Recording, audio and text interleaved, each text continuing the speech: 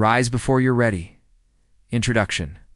Have you ever felt the fierce pull to change your life, yet found yourself frozen, waiting for the right moment that never arrives? Maybe you've believed that you need to be stronger, smarter, or more healed before stepping into your true power.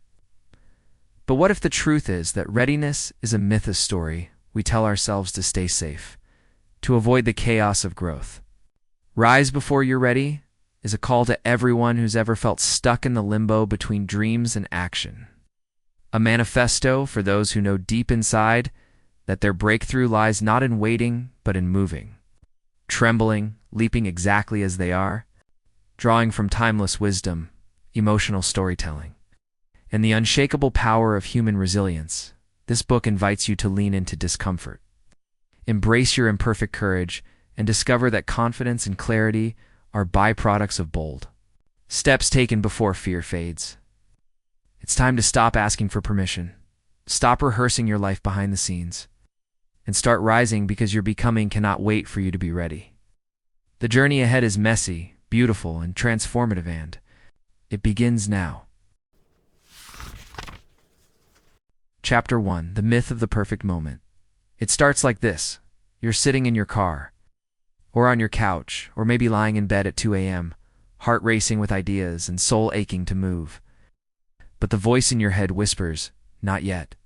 You tell yourself you need more clarity, more money, more healing, more confidence. Then you'll start the business, write the book, leave the relationship, speak your truth, or simply become the version of you who's been quietly screaming to be born. But here's the truth almost no one says out loud. The perfect moment doesn't exist.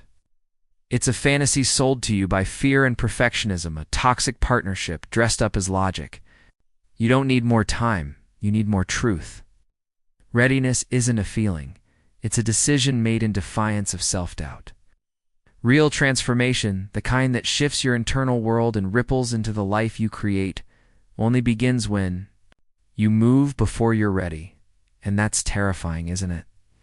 Because we've been trained to believe our next chapter needs to be clean, well-timed, and camera-ready, but the most important moments in your life will be messy, clumsy, full of trembling hands and half-believed words. Just ask Marcus, a 38-year-old father who waited 7 years to leave a job that hollowed him out every day, not because he didn't know what he wanted, but because he was waiting for the right time. He told himself he'd leave when he had 6 months savings, when the kids were older, when his fear didn't feel like cement in his chest. But the truth? That day never came. Till his 8-year-old son asked him why he was always angry. That question shattered the illusion of someday. Marcus quit the following week, terrified but alive for the first time in years.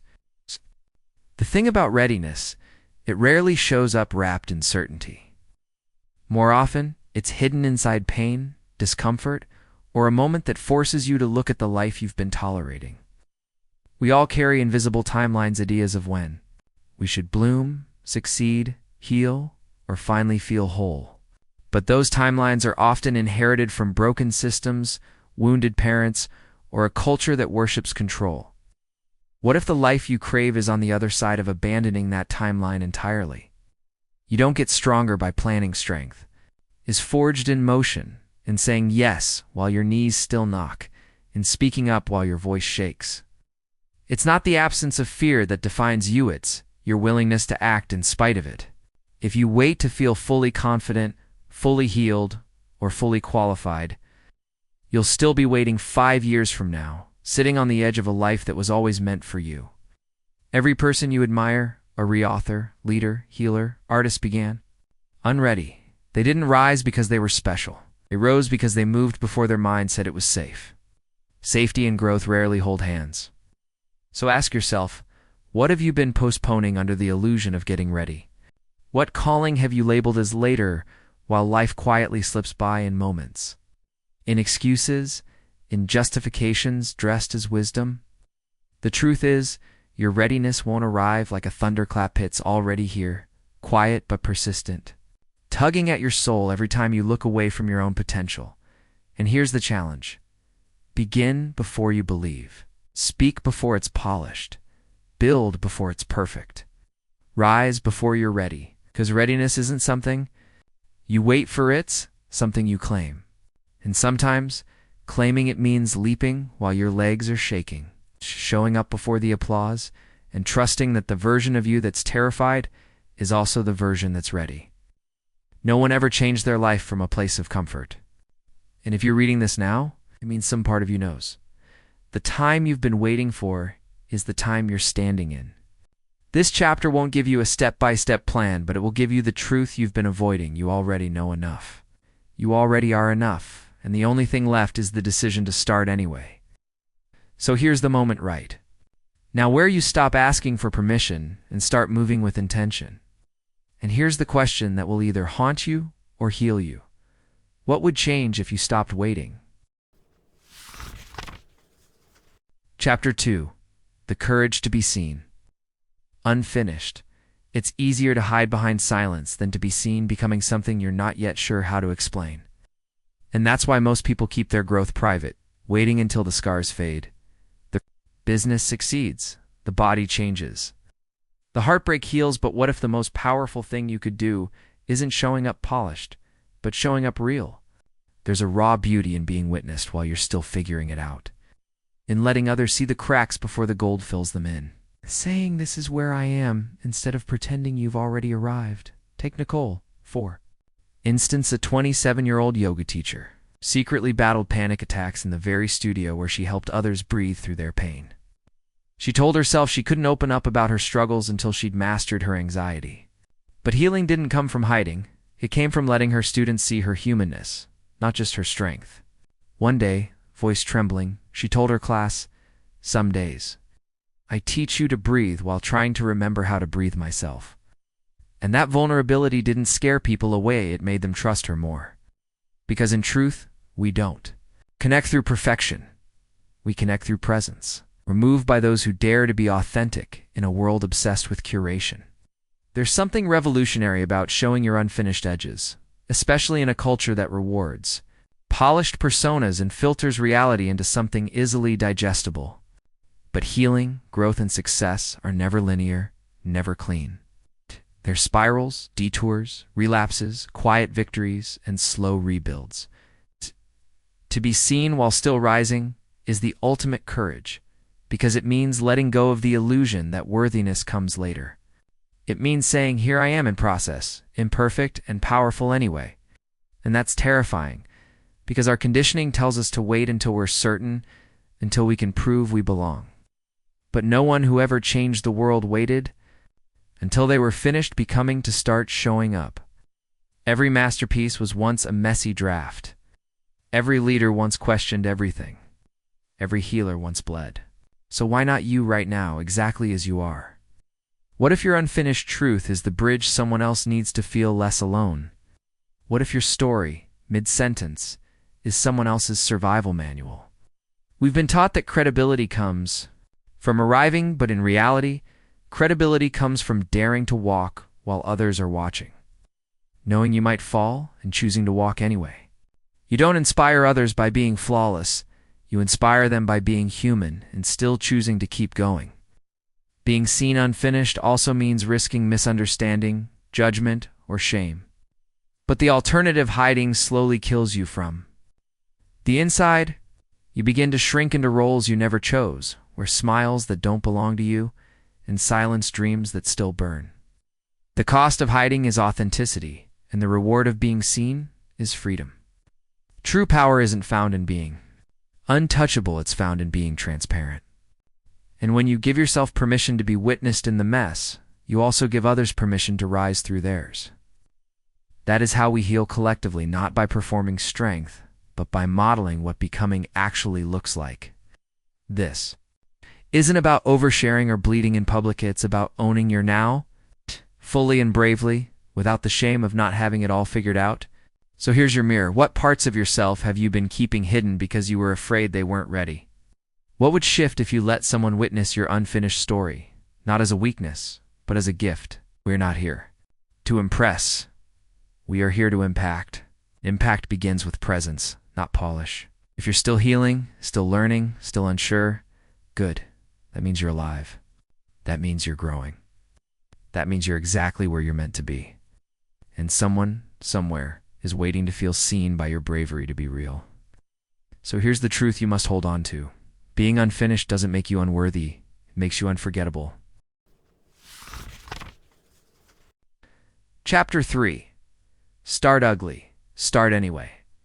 The first time Mia pressed publish on her YouTube video, she immediately closed her laptop, panicked, and cried, not because she regretted it, but because the video was raw, unfiltered, imperfect, and live.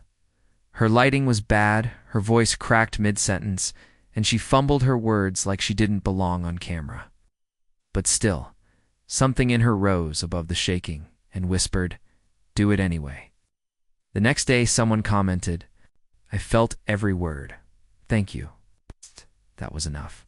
We've been fed a dangerous lie that we must be polished to begin, that we must arrive flawless in order to be accepted.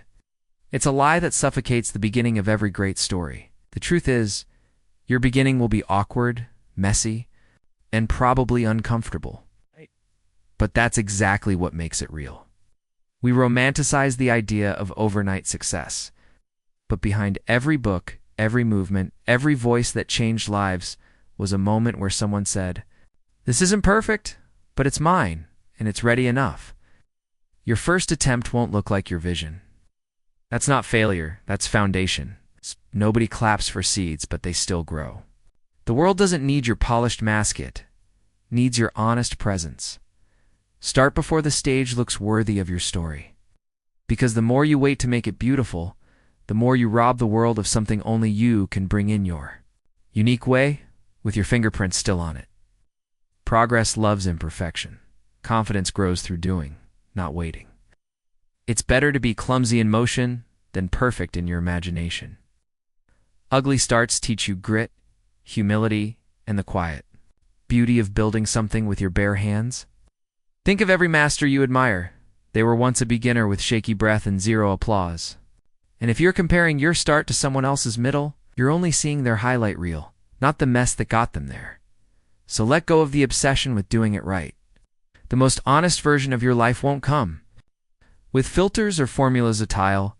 Come when you show up broken, brilliant, and ready to figure it out as you go. This chapter is your permission slip to be messy and magnificent at the same time, to let your first version be unrefined. Editing yourself out of your own story. What matters most is not how you begin, but that you do. Your first step might not look like much, but it's the one that changes everything. So here's your truth. Start ugly, start scared, start small, but start anyway. Chapter 4. The pain that prepares you. There are moments life cracks you open so wide. Forget who you were before the breaking and, while the world tells you to move on, to stay strong. To bury the ache beneath productivity or pride, there's a quieter truth pulsing beneath the noise. Pain is not your enemy. It is your initiation. Take Jordan, who lost both his job and his marriage within the same 4 months. A man who once described himself as unshakable, now walking through his days like a ghost. At first, he clung to every distraction: workouts, side hustles, fake smiles, but nothing numbed the hollowing. Till one night, exhausted and out of options, he sat in his darkened living room and allowed himself to feel it. All the grief, the rage, the shame, and then that silent collapse. Something unexpected. Emerged clarity. Not about how to fix his life, but about who he had been pretending to be. Pain has a brutal way of stripping away illusion. It removes the masks we wear to be accepted and reveals the rawness of who we really are. And yet, we fear it. We avoid it. We call it weakness. But what if pain is sacred? What if it is the fire that forges the version of you that your easy seasons never could? In Western culture, we're taught to medicate, rush, or spiritual bypass our wounds, but in reality, the soul strengthens through scar tissue. Think back to your own journey. Was it the victories that changed you? Or was it the nights you thought you wouldn't survive but did? The betrayal that woke you up? The breakdown that humbled your ego? The heartbreak that reminded you how deeply you could feel? We don't rise in spite of the pain, we rise because of it. Because once you've met yourself in the dark, no one can take that power from you. Pain doesn't just prepare you, it purifies you. It confronts your deepest insecurities, tests your beliefs, and asks you to surrender your illusions of control. It asks you to choose truth over image, healing over hiding. And it builds a bridge between who you were and who you're meant to become. But only if you let it. Only if you stop running and start listening. That means asking the hard questions. What is this pain trying to show me? Who am I without the roles, the titles, the armor? Where have I been betraying myself to avoid this discomfort? When you learn to lean in instead of numb out, pain becomes a portal. Not just to healing, but to power. Because people who have suffered and stayed open, they become vessels of something unshakable. They carry compassion that can't be faked. They walk into rooms and shift energy without saying a word, because they've been to hell and brought back wisdom. If you're in the middle of it right now, don't rush your resurrection. Feel it. Witness it. Let it teach you. This chapter is your permission slip to stop pretending you're fine and start honoring the storm inside you. You're not broken, you're being rebuilt. And the version of you that emerges will be more grounded, more real, more free than the one that came before. So here's the truth you might not want to hear but need to remember. The pain you're feeling is not a punishment. It's a preparation, a sacred shaping. And someday soon, when your heart beats strong again and your voice no longer shakes, you'll look back on this chapter and realize it was not the end. It was the beginning. And now, ask yourself, what is your pain trying to awaken in you that comfort never could? Chapter 5. You don't have to feel. Ready to be ready. There's a strange tension that lives in the hearts of people who are meant for more but haven't moved yet, a quiet ache that whispers, "Not yet," every time they try to rise. And for Layla, a 26-year-old nurse with dreams of starting her own wellness brand, that ache became a daily ritual.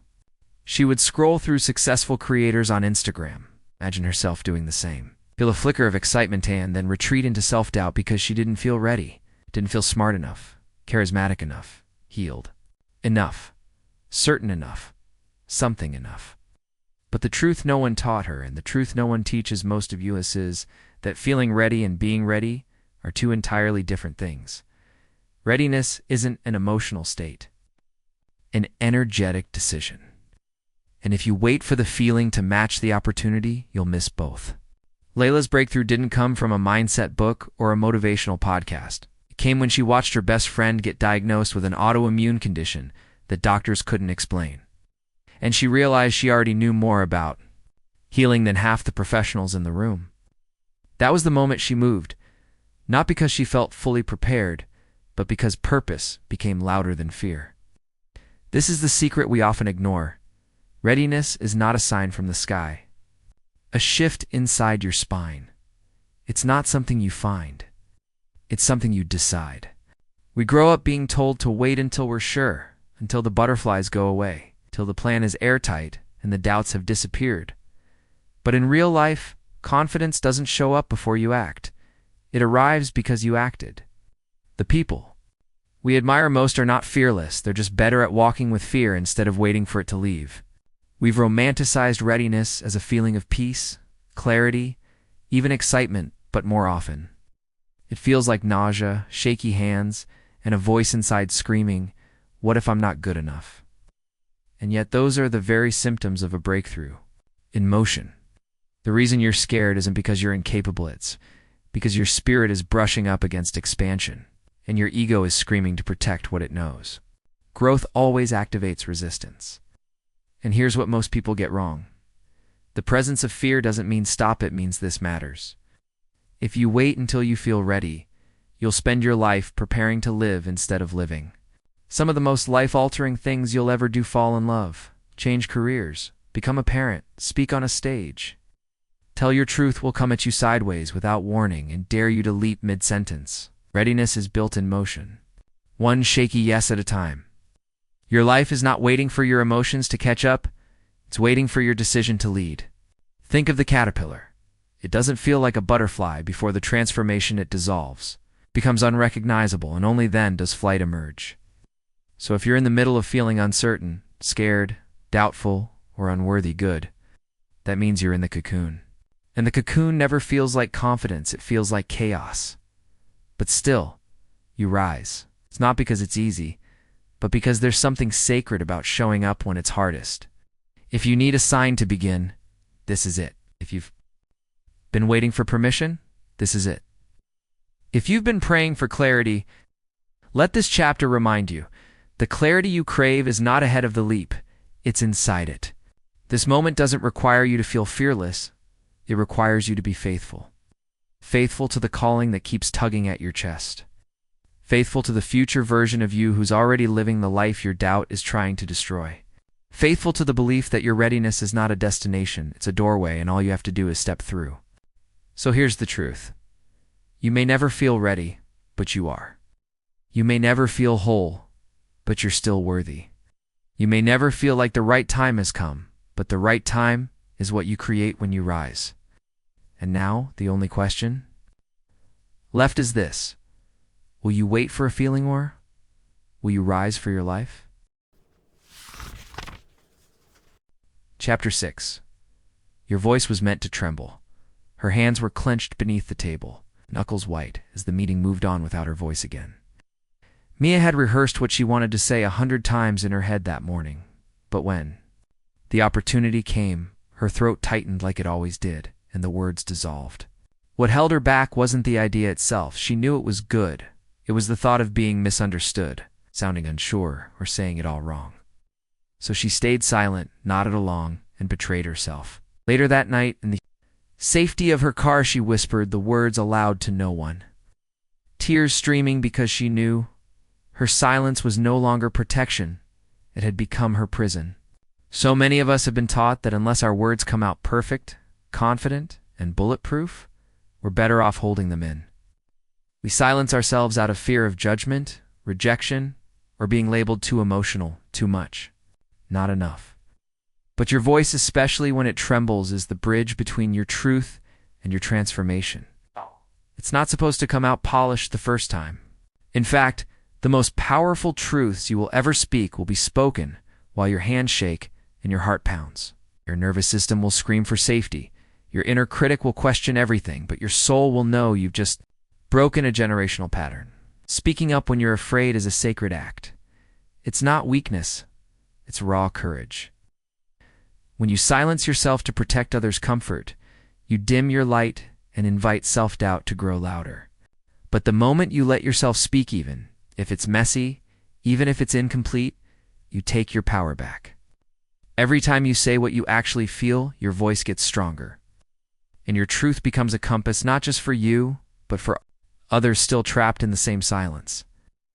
You see, trembling is not a flu, it's a sign of aliveness, a reminder that you are touching the edge of your growth. We often think we need confidence before we speak, but confidence is built in the act of speaking, not before. And sometimes the trembling voice is the exact voice that cuts through the noise and reaches someone else's soul. Think about the moments that changed you, the speeches, the conversations, the truths. Most of them weren't perfect. They were human, vulnerable, courageous. That's what made them unforgettable. So don't wait until your voice is steady to raise it. Speak while it shakes. Say the thing you've been swallowing for years. Ask the hard question. Set the boundary. Say, wait. No. Say yes. Cry if you need to. But let it out. Because your body remembers every time you silenced your truth, and healing begins when your truth is finally heard, even if only by you. The world is full of loud voices that lack soul, but what we need are more trembling voices that carry truth. If you've been quieting yourself to avoid conflict, rejection, or shame, ask yourself this: at what cost? What has your silence stolen from your spirit? How many times have you swallowed truth just to keep the peace, only to find a war raging inside you? You are not here to be agreeable. You are here to be aligned. And alignment often begins with a trembling no more. It begins with that one brave sentence you say, even though your voice cracks. And here's the sacred shift. When you speak up, you don't just change the room, you change yourself. You affirm that your voice matters. You declare that your existence is not background noise. So don't waste another day trying to sound perfect. Be real instead. Be raw. Let the world see the rise of someone who is no longer willing to trade their truth for approval. You don't have to be fearless to speak, you just have to be honest. And that honesty, spoken through shaking lips, will do more to free you than any silent perfection ever could. So here's the truth. Your voice was never meant to be silent, was meant to tremble and rise anyway. Chapter 7. Leap while your legs are shaking. There's a moment just before the leap where breath catches, heart pounds, and time feels suspended between what has been and what could be, and that's where most people turn back. Mistaking fear for a stop sign instead of a doorway. Jenna stood in that exact space the night before she walked away from her engagement. The ring heavy with expectations and years of compromise, her suitcase packed but untouched by the front door, and her soul whispering, "This is not your forever." She didn't feel brave. She felt broken, uncertain, trembling from the weight of letting go of something safe but suffocating. And still, she leapt. Not because she was confident, but because staying hurt more than jumping did. We wait so long for certainty, as if clarity will suddenly erase the fear. But clarity doesn't arrive in stillness. It arrives in movement. The leap is where life meets you, not before. Every powerful pivot begins with shaky hands, a racing mind, and a body begging you to run back to what's familiar. And yet, the most sacred transformations happen when you ignore the scream of comfort and listen to the quiet yes buried beneath the noise. We are not trained for that kind of courage. We're conditioned to make calculated moves, wait for green lights, and ask for 10 opinions before we trust ourselves. But inner knowing doesn't shout at whispers. And you must be still enough to hear it, and bold enough to follow it, even while your knees knock. The problem is, we've confused readiness with ease. But growth isn't easy, and neither is trust. Leaping while your legs are shaking isn't about reckless abandon, it's about radical faith. It's about deciding that the pull toward something greater is more powerful than the pushback from your past. And yes, people will question you. They'll call it impulsive, irresponsible, even selfish. But they don't have to live with the consequences of you playing small. Only you do. There's a wild aliveness on the other side of fear, Anne. Exhale you didn't know your body was holding. You can't think your way into it. You must leap. That's where the next version of you lives, in the unknown, in the free fall, in the chaos between goodbye and becoming. You'll never feel fully ready because your body is wired for safety, not expansion. And yet your soul came here to rise, to outgrow, outdream, and outrun the walls others built around you. That's why you feel the ache to change, the pressure in your chest, the urge to step even when you don't know where you'll land. Listen to that. Because the version of you that leaps even, trembling, is already braver than the one who stays. You don't need to wait for courage to show up. Courage shows up because you moved. Leap before you're certain. Leap before you're prepared. Leap while your legs are shaking, and watch the ground rise to meet you. Because that's where miracles happen, not in the safety of planning, but in the holy fire of motion. Maybe, just maybe, your rise begins the moment you jump scared and land sacred. Chapter 8. Become who you needed. When Maya was 10 years old, she held her scraped knee up to her mother's face, waiting for comfort, for someone to tell her it would be okay. Instead, her mother looked away, busy with her own struggles, and said, "Stop crying. You'll be fine." That moment, simple but searing, became a quiet wound Maya carried for years, a subtle belief that her pain didn't matter, that needing help was a weakness, and that strength meant facing the world alone. It's a story many of us share, whether from childhood, relationships, or times when life demanded more than we were ready to give. We needed someone who showed us patience, kindness, and fierce support, but instead, we got silence or dismissal. And so we learned to hide the cracks, to mask the ache, and to push forward alone. But here's the truth. The person you needed, then the safe hand, the gentle voice, the unwavering present scan, be who you become now. Becoming who you needed is not just a healing balm for your past. It's a revolutionary act of self-love and reclamation that changes your entire trajectory. Imagine what happens when you stop waiting for outside validation or rescue and instead lean into your own strength. Nurturing the inner child who still waits to be heard, held, and honored. When you show up for yourself with compassion, when you speak your truths, set boundaries, and celebrate your wins, you begin a ripple that transforms not just your story, but everyone who watches you rise.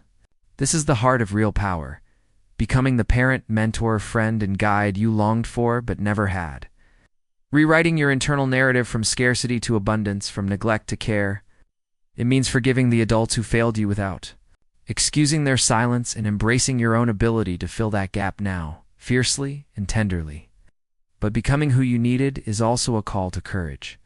It asks you to meet your vulnerabilities head-on, to acknowledge the fears and wounds you buried beneath layers of "I'm fine," and to hold those parts with loving awareness instead of judgment. It's the hardest work because it demands honesty and patience, the willingness to sit with discomfort long enough for transformation to take root. I know.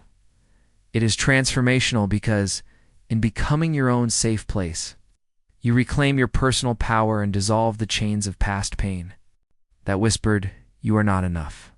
Maya's story didn't end with that scraped knee or her mother's absence. Years later, as a coach and mother herself, Maya learned to cradle her daughter's fears with the warmth and presence she once longed for. Each time, she reassures her child, she heals the echo of her own wounds, and teaches the next generation that strength is born in vulnerability and love. When you become who you needed, you don't just heal yourself, you become a beacon for others, still lost in their silence, showing them a path back to wholeness. So here's the challenge for you today. Look inward and ask, who did I need when I was hurting? And then choose to embody that presence for yourself now. It might look like speaking kinder words, setting boundaries that protect your energy, or simply sitting quietly with your pain instead of pushing it away. Remember, the journey is not about perfection, but presence, the ongoing commitment to be the guardian of your own soul. And as you rise before you're ready, becoming who you needed becomes the cornerstone of your transformation. A declaration that your past will no longer define your future. Your scars are not your shame. They are the maps that guide you to deeper compassion and fierce resilience. The more you embody that nurturing presence, the less power old wounds have over you, and the more you step into a life of authenticity, purpose, and radiant self-trust. So, what would happen if, starting today, you held yourself like the precious, vulnerable, fierce human you always needed? Could you rise before you're ready? Because this time you're holding your own hand. Chapter 9. Fail loud and forward. Failure is one of the loudest, most misunderstood teachers we'll ever meet. Yet society often whispers that it's shameful, a secret to hide, or worse, proof that you're not enough. But what if I told you that failure isn't the opposite of success, but a vital pulse in its heartbeat? Imagine Sarah, a woman who launched her dream business only to watch it crumble within months. Every setback echoed in her mind like a verdict on her worth, drowning her in silence and doubt. But then one day, instead of shrinking, she shouted her failure from the rooftops. She wrote about it openly, shared her mistakes on social media, and embraced the rawness of her journey. What happened next was astonishing. Her honesty sparked connection, inspired others, and laid the foundation for a comeback more powerful than the polished facade she had once chased. Failing loudly doesn't mean reckless abandon. It means standing in the spotlight of your own imperfections without apology, owning your story in a way that invites growth, not judgment. Forward means this failure isn't your final act, but a step, a loud, brave step towards something greater. Most people fall quietly, retreating into the shadows to hide bruises that were never meant to be secret. But those who fail loud fail. Forward, they break the silence around mistakes, normalizing the essences of becoming, reminding us all that the path to power is carved in resilience, not perfection. Psychologically, fear of failure is rooted deep in our survival instincts. The brain registers rejection or loss as a threat, so it screams at us to avoid risks. But the truth is, every successful person you admire has a hidden archive of failures, moments when the world said no. Doors slammed and plans collapsed, and they didn't wait to be perfect before rising again. Failure is the brutal truth that your comfort zone was a cage, and stepping out means sometimes you'll stumble. But here's the emotional hook. Every failure that feels like a final curtain is actually an invitation to rise louder than before. To fail loud is to refuse invisibility, to claim your journey with all its scars, knowing that scars tell stories of battles fought and won. This chapter challenges you to lean into your failures, to reframe them from shame to strength, and to make noise in the moments when the world expects you to stay silent. Because when you fail loud, you not only break your own chains, you give others permission to be bold, messy, and real too. So ask yourself, what would happen if you stopped whispering your failures and started shouting your lessons? Waits on the other side of your next fall? Your next step forward is not just possible lits waiting to be loud. Chapter 10. Confidence is a byproduct, not a prerequisite. Imagine the moment when Maya, a woman who had never spoken in public before, stepped onto a stage trembling, palms sweating, voice barely a whisper, yet determined to share her story. She didn't feel confident, far from it, but as she spoke, her courage grew, her words gained strength. By the time she finished, the applause was not just for her message, but for the act of showing up despite fear. This story isn't unique, because confidence is rarely the spark that lights the fire. It is the flame that grows when you refuse to let fear win. Too many of us wait, trapped in the myth that confidence must come first, that somehow we need to feel ready or be fully prepared before stepping into our power. But confidence, in reality, is not the starting point. It's the result of deliberate action. It is forged in the messy, imperfect process of trying, failing, and trying again. Think about the first time you rode a bike without training wheels. Did you wait until you felt fully steady and brave? No. You wobbled, you fell, maybe cried, but you kept going because you had no choice if you wanted to move forward. In that process, you built confidence. This is the secret. Confidence is learned by doing, not by waiting. It's a muscle that grows through use, not a treasure you stumble upon fully formed. Psychologically, our brains seek safety and tend to paralyze us with doubt when faced with the unknown.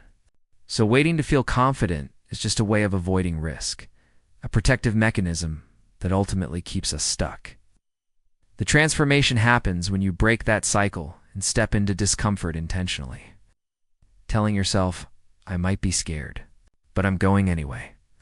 And here's the beautiful paradox.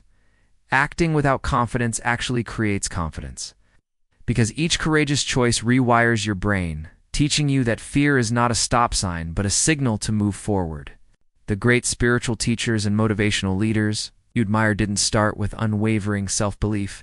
They cultivated it through relentless practice, daily commitment, and sometimes gut-wrenching vulnerability. When Brené Brown talks about rumbling with vulnerability, she's describing that very space where confidence is born not from perfection, but from daring to be seen while still imperfect.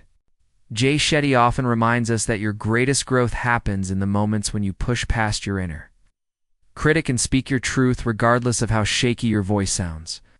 Eckhart Tolle would invite you to observe the resistance that says, not yet, and gently let it go, knowing that presence arises through action, not hesitation. So if you're waiting to feel confident before you launch your project, speak your truth, or make a big change. Remember Maya's story and all the others like hers who acted despite fear and found their power in the doing? Confidence is not a prerequisite for rising. It's a byproduct of your courage. The challenge is to embrace the discomfort of uncertainty as your training ground. Start small. If you need to, speak up in meetings, send that email, share your idea with a trusted friend, but start. With each step, the trembling lessens, your voice steadies, and your belief in yourself grows organically. This is not about faking confidence or pretending you're fearless. It's about leaning into the fear and discovering your true strength beneath it. The emotional hook here is simple but profound. Waiting for confidence is like waiting to learn to swim on dry land. You'll never get wet unless you jump in. So here's your call to rise. What would happen if you acted boldly today, trusting that confidence will follow your footsteps? Chapter 11. You are not your delay. When Jordan sat alone in his dimly lit apartment at 32, surrounded by unopened books and a half-finished manuscript, the weight of years lost to hesitation crushed him like 1,000 silent accusations. He thought he was broken. A failure. Someone who had fallen behind in the race.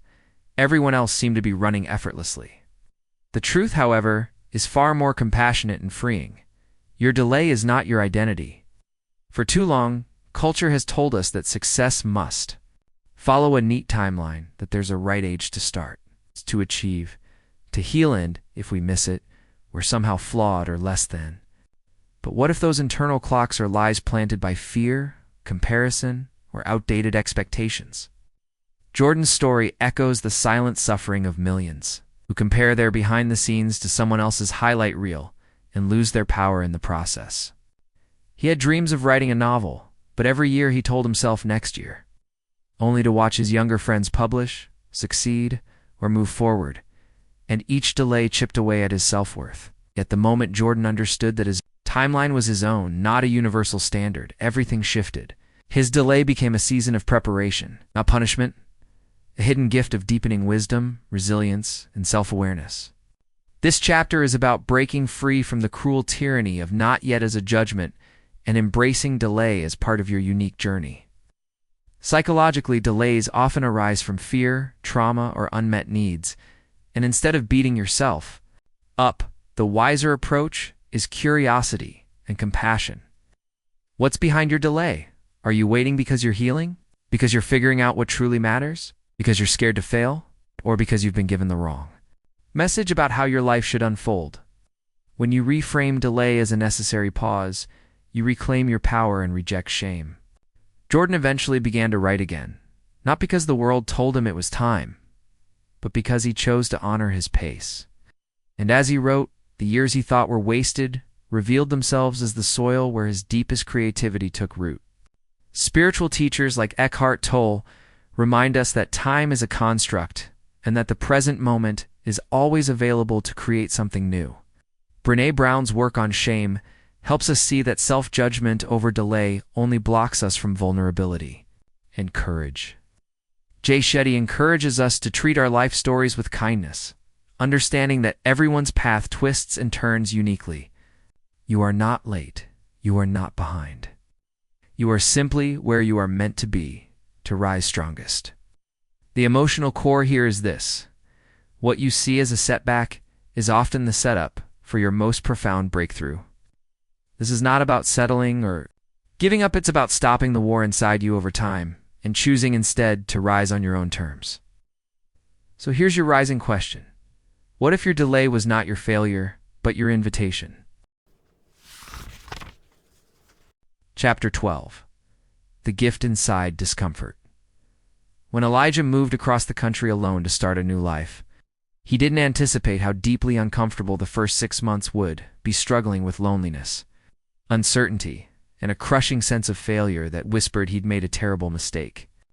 Every night, before sleep pulled him under, his mind replayed doubts and fears, begging him to retreat to familiar ground, to the comfort of old routines and safe places. But what Elijah didn't realize then was that discomfort was not his enemy, was the secret language of transformation, a rough but honest teacher guiding him toward growth he never imagined possible. Discomfort, as it turns out, is the heart's way of saying you're ready to evolve, even if your mind screams for ease and certainty. Western culture teaches us to avoid pain and seek comfort at almost any cost, equating discomfort with danger and failure. Yet if we run from every uneasy feeling, we stay trapped in cycles of sameness and stagnation, robbing ourselves of the chance to break through invisible barriers. Psychologists call this the comfort zone, a deceptive bubble that feels safe but is actually a cage, limiting potential and smothering dreams. Elijah's journey shows us that when you lean into discomfort instead of resisting it, something remarkable happens. You begin to dismantle the fears and stories that have kept you small. The ache of loneliness taught him to build a deeper relationship with himself, and the uncertainty forced him to discover resourcefulness and resilience he never knew he had.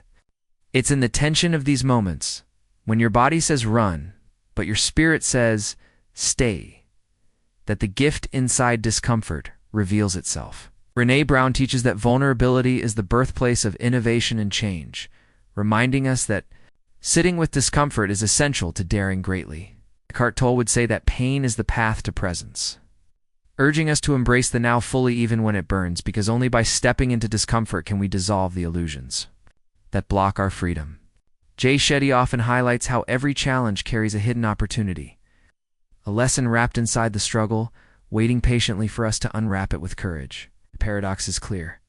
Discomfort is the doorway to your next level of strength, clarity, and self-mastery. But it requires a shift in perspective, seeing discomfort not as punishment, but as a powerful ally. When you shift your mindset, discomfort transforms from a threat into a signpost directing you toward growth. This chapter is a reminder that your most profound breakthroughs often come disguised as pain. The emotional hook here is that discomfort is a silent gift. It hurts, yes, but it also wakes you up. It forces you to confront what's been hidden, to peel back layers of fear and false identity, and to step into a more authentic, courageous version of yourself. So instead of resisting, ask, what is this discomfort trying to teach me? What strength lies beyond this unease? This is the heart of rising before you're ready, embracing discomfort as your secret mentor on the path to becoming your call.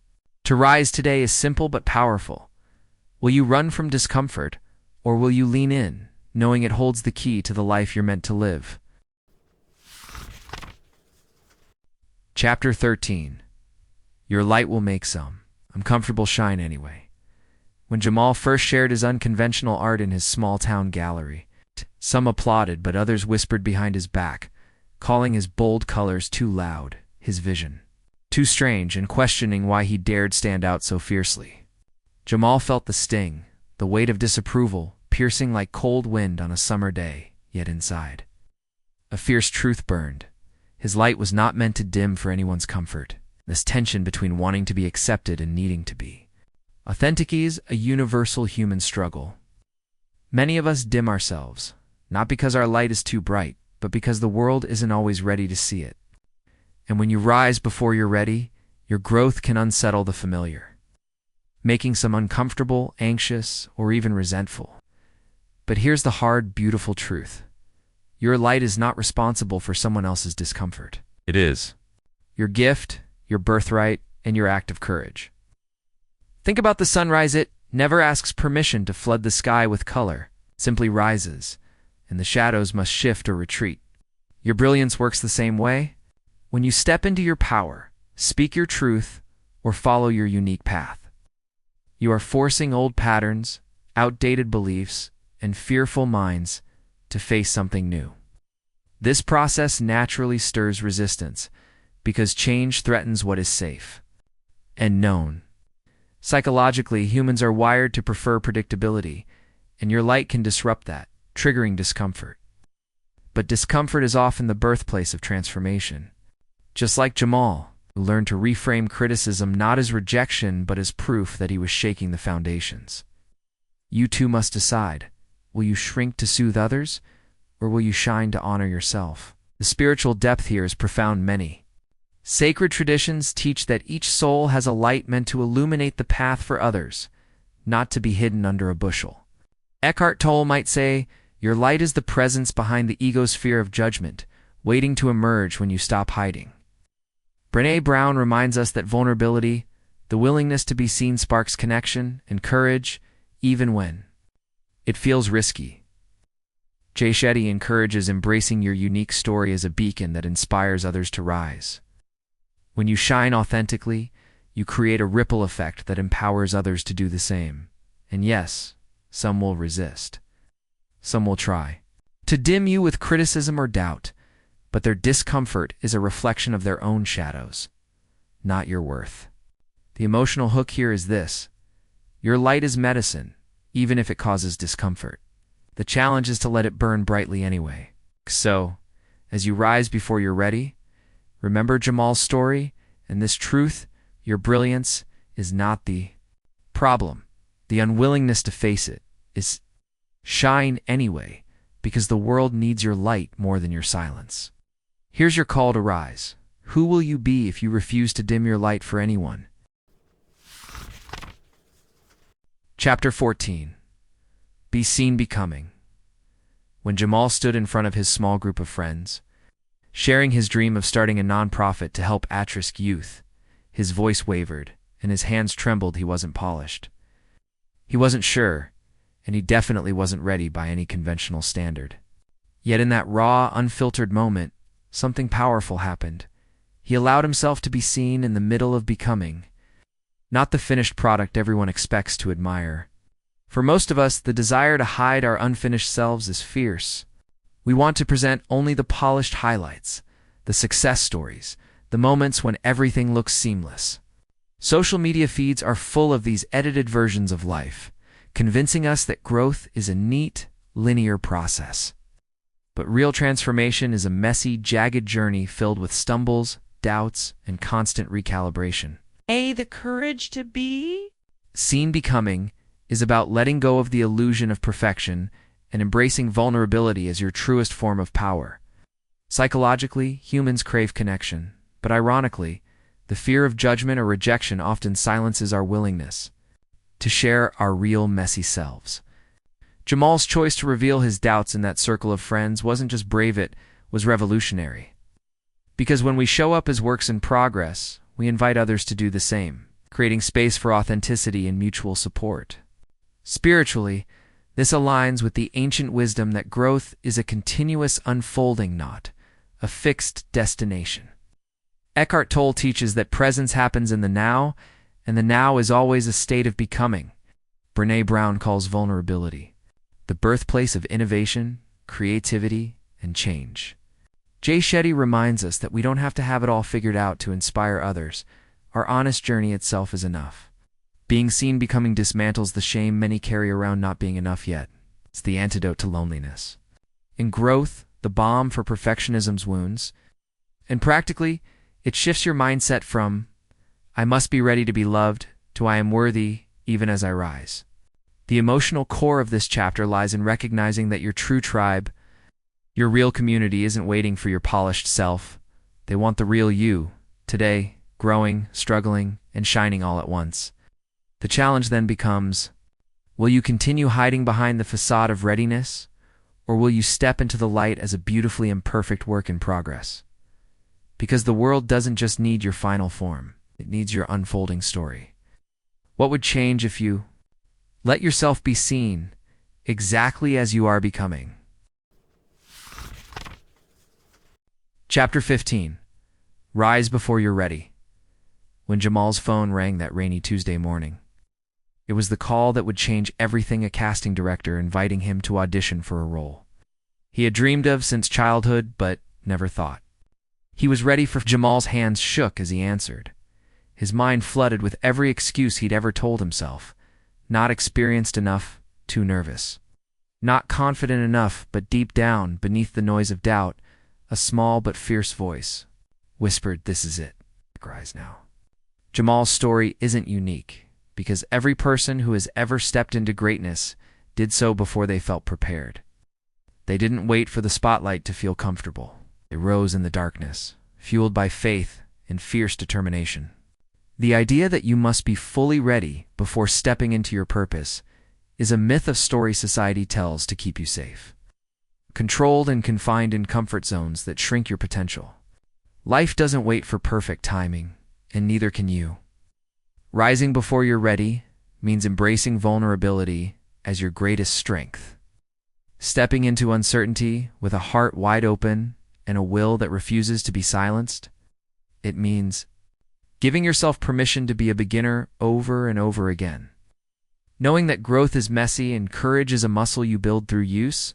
It means waking up every day and choosing action over fear, trust over doubt, even when the path ahead is blurry and the outcome unknown. Because here's the truth. Your life, the one you've imagined in quiet moments, won't come to you fully formed or packaged with guarantees. It asks you to meet it halfway, to risk failure and rejection, to speak your truth before it feels polished, to rise before your mind says you're ready. Jamal's audition wasn't perfect, but it was real, and it was brave, and that night, he learned what so many before him have learned. Readiness is a myth, but rising is real, and that's where transformation lives. When you rise before you're ready, you tap into a power that no amount of preparation can teach, a power born of trust in yourself, resilience in the face of fear, and a commitment to become who you were always meant to be. Oh, so here's your Invitation and your challenge? What if the moment you've been waiting for is this moment?